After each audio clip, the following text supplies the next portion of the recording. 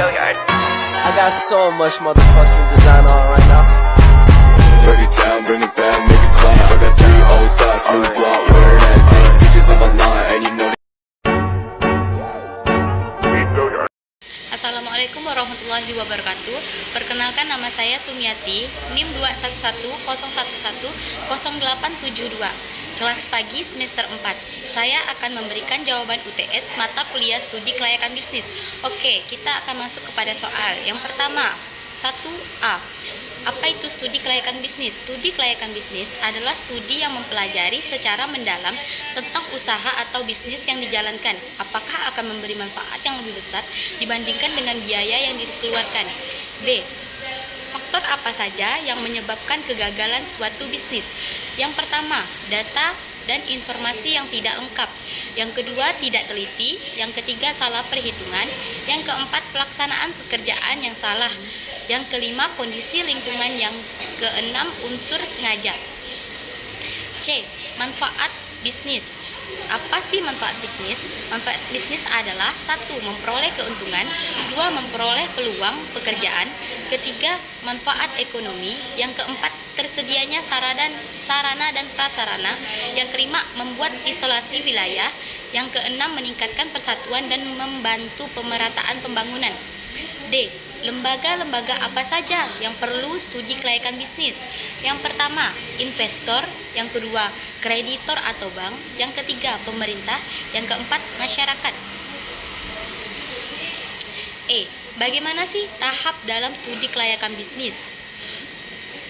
Yang pertama, pengumpulan data. Yang kedua, pengelolaan data. Yang ketiga, analisis data. Yang keempat, pengambil keputusan. Yang kelima, rekomendasi. Yang keenam, dijalankan.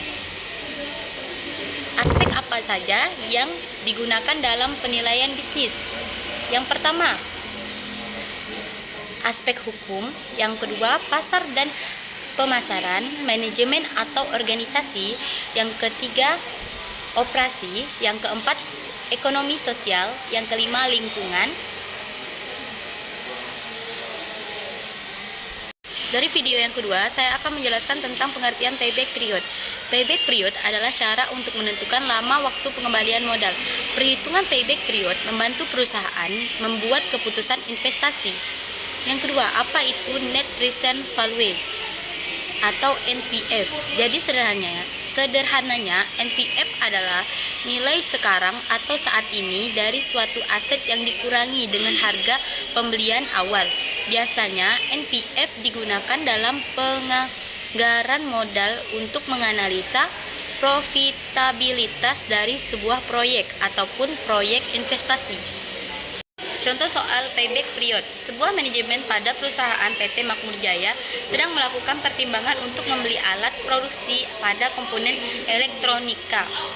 Dengan adanya pembelian mesin produksi seharga 250 juta, maka keuntungan bersih yang bisa diperoleh dari adanya tambahan mesin tersebut adalah 70 per tahunnya. Lantas berapakah payback period time untuk mesin tersebut? Saya akan menjelaskan jawaban dari contoh soal di atas.